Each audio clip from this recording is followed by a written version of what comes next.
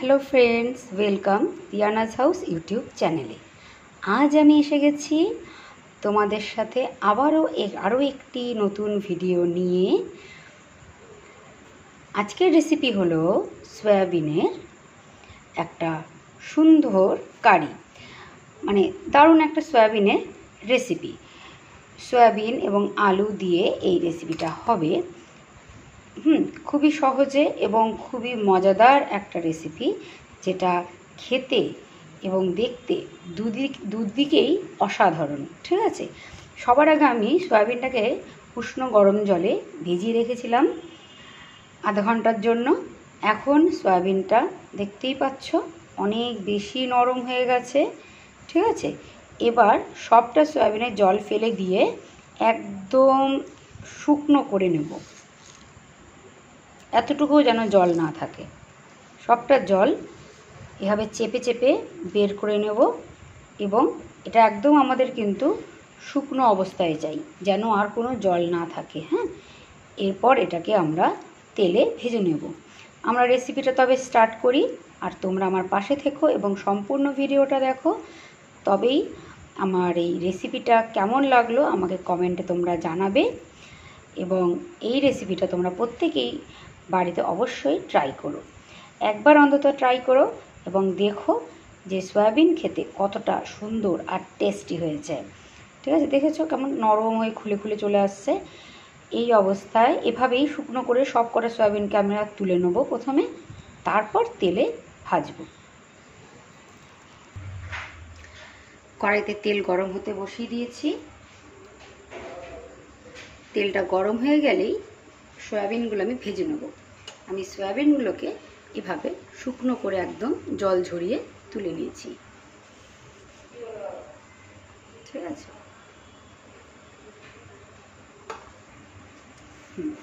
তেল গরম হয়ে গেছে। আঁচ কমিয়ে নিয়ে তেলের মধ্যে সয়াবিনগুলোকে প্রথমে ভেজে তুলে নেব।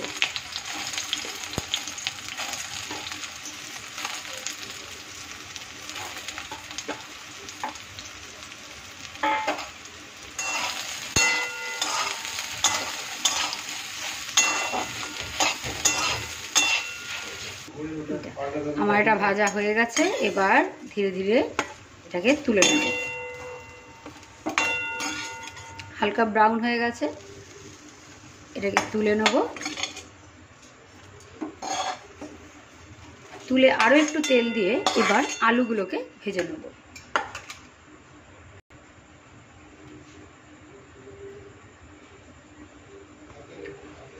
অল্প করে তেল দিয়ে সেম কড়াইতেই আলুগুলো ভেজে নেব।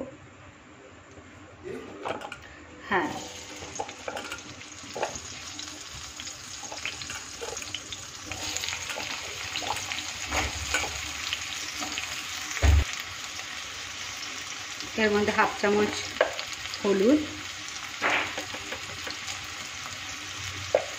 আর হাফ চামচ লবণ দিয়ে দেবো।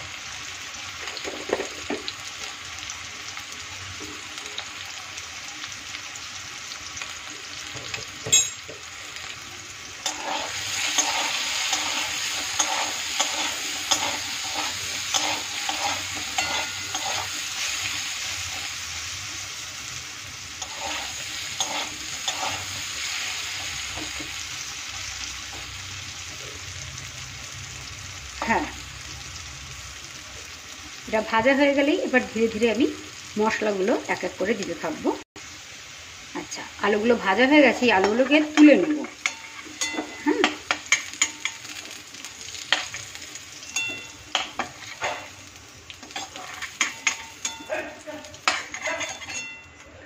কয়েকদিন আগে আমরা আসলে ঘুরতে গিয়েছিলাম তাজপুরে। এত গরমের মধ্যেও কিন্তু সমুদ্রের এরিয়া খুব বেশি গরম থাকে না, বুঝলেন তো। আমরা অবশ্য ভেবেছিলাম বোধহয় খুব গরম হবে, কিন্তু না, গিয়ে দেখলাম অতটাও গরম নেই। আমাদের কলকাতায় কিন্তু অনেক বেশি তাপমাত্রা ছিল। ঠিক আছে, আচ্ছা, এবার আমি এই পেঁয়াজগুলোকে কেটে রেখেছিলাম। এখানে আমি দুটো পেঁয়াজ, দুটো মাঝারি মাপের পেঁয়াজ। এবার এই পেঁয়াজগুলোকে ভেজে নেব। তো যেটা বলছিলাম,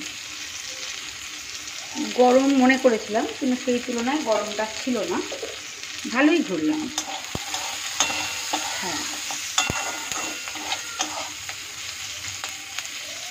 সেখানে অনেক মজাও হয়েছিল, আমরা বন্ধুরা মিলেই গিয়েছিলাম। আমি আমার তাজপুর ট্যুরের ভিডিওটা কিন্তু আমার এই ইউটিউবে শেয়ার করেছি, তোমরা চাইলে দেখে নিতে পারো। হ্যাঁ, তাজপুর জায়গাটা ভীষণই সুন্দর, কিভাবে যেতে হবে, হ্যাঁ, আর কি কি দেখার আছে, কোথায় খাবেন, সমস্ত কিছুই আমি কিন্তু সেখানে ডিটেইলসে শেয়ার করেছি। তো তোমরা চাইলে সেই ভিডিওটা দেখে দিতে পারো আমার চ্যানেলে গিয়ে। তাছাড়া আমি আমার ভিডিওর সাথে মানে এই লিঙ্কটা শেয়ারও করে দিতে পারি, সেটাও দেখে নিতে পারো। ঠিক আছে, যাই হোক, পেঁয়াজটা আমার একটু হালকা ব্রাউন হয়ে এলেই আমি ধীরে ধীরে মশলাগুলো এর মধ্যে দেব।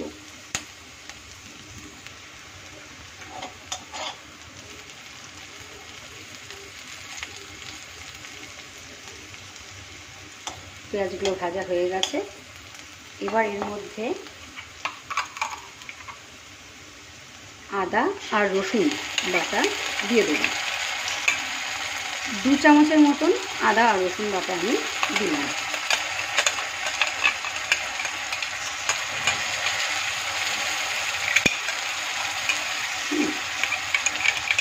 মশলা নষ্ট করতে না ভীষণ খারাপ লাগে, সেজন্য মশলা একদম পরিষ্কার করে দিয়ে দেওয়াই ভালো। চলো, এবার হয়ে গেল। আর রসুন পেস্ট দেওয়ার পর এবার আঁচটা কমিয়ে রাখবো, এবার ধীরে ধীরে বাকি মশলাগুলো দেবো।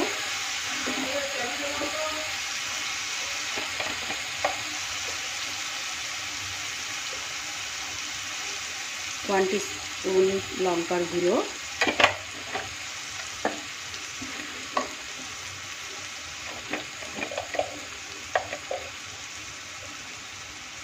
1 টিস্পুন জিরে গুঁড়ো,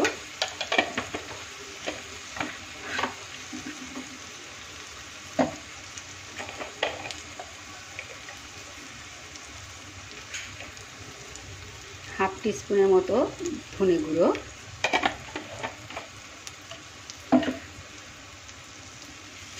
দিয়ে এটা নেড়ে নেব।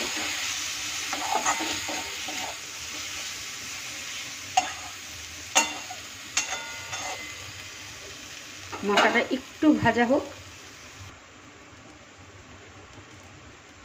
এবার এর মধ্যে টমেটো পিউরি দিয়ে দেবো। এখানে একটা বড় টমেটো আমি পেস্ট করে রেখেছিলাম। ভালো করে মিশিয়ে নেব।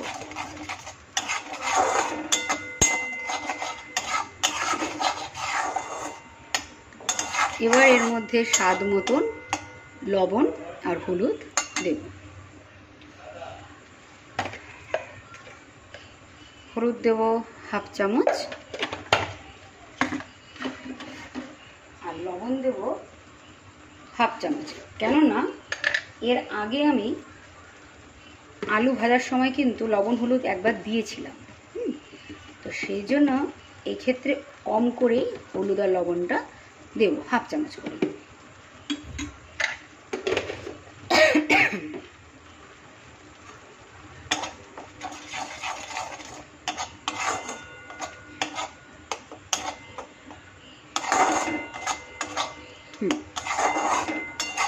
মশলাটা ভাজা হতে থাকুক। আমার এই ভিডিওটা যদি ভালো লাগে অবশ্যই তোমরা শেয়ার করো এবং আমার চ্যানেলকে সাবস্ক্রাইব করে রাখো নতুন নতুন বিভিন্ন ধরনের রেসিপি দেখার জন্য। ঠিক আছে, আমি নতুন নতুন বিভিন্ন ধরনের রেসিপি তোমাদের জন্য নিয়ে আসবো। তোমরা আবার এভাবেই পাশে থেকো। ঠিক আছে, আর আমার ভিডিওটি ভালো লাগলে লাইক করো। এভাবে ঢেকে দেবো, কিছুক্ষণ পর খুলবো। এবার খুলে দেখবো মশলাটা বেশ ভাজা ভাজা হয়ে গেছে। এবার এর মধ্যে আমি সয়াবিন আর আলু যেটা ভেজে রেখেছিলাম সেগুলো আস্তে আস্তে করে দিয়ে দেবো সবটাই। দিয়ে ভালো করে নেড়ে নেব।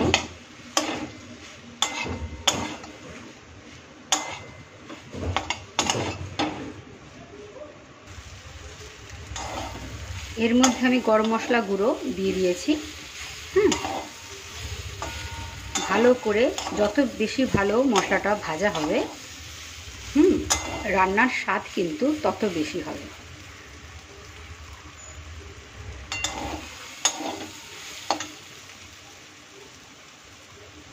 এর মধ্যে অল্প করে জল দেব।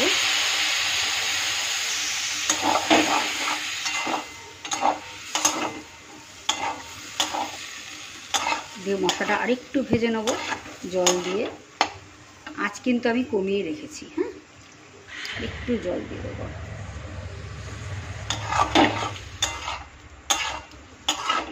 একটু মাখা মাখা রাখবো, কারণ আমি এটা পরোটা দিয়ে খাবার জন্য বানাচ্ছি। আপনারা এটা পরোটা, রুটি যে কোনো কিছুর সাথে খেতে পারেন। আচ্ছা, এভাবে ভালোভাবে মশলাটা মাখা মাখা হয়ে এলে এটাকে ঢেকে দেবো। আর একটু ঢেকে দেব 2 মিনিটের জন্য।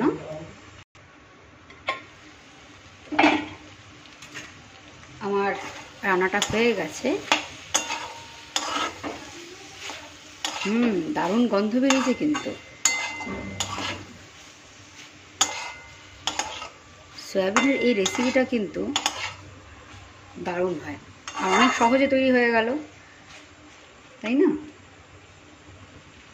আচ্ছা, এর মধ্যে এবার আমি যেহেতু একটু এর মধ্যে গ্রেভি রাখবো, এরকম অবস্থায় শুকনো শুকনো যারা খেতে চান খেতে পারেন, কিন্তু আমি এর মধ্যে একটু গ্রেভি রাখবো।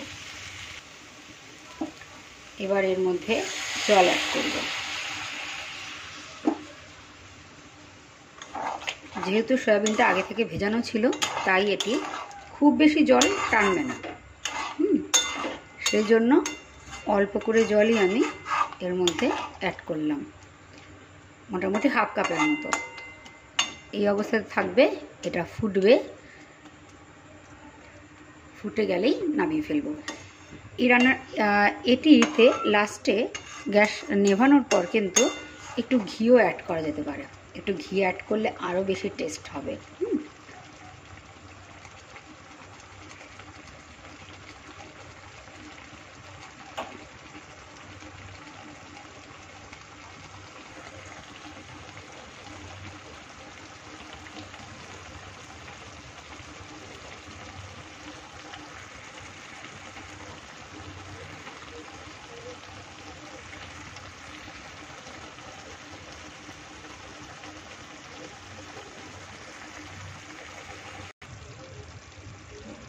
এবার আমি এতে হাফ চামচ চিনি অ্যাড করব।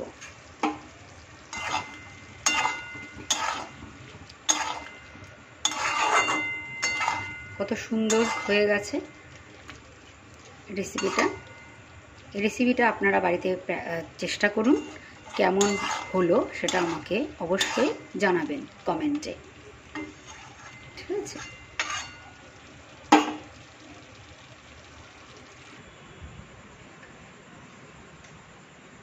তরকারিটি তৈরি হয়ে গেছে। দেখুন কত সুন্দর রং হয়েছে এবং দেখতে কত সুন্দর হয়েছে।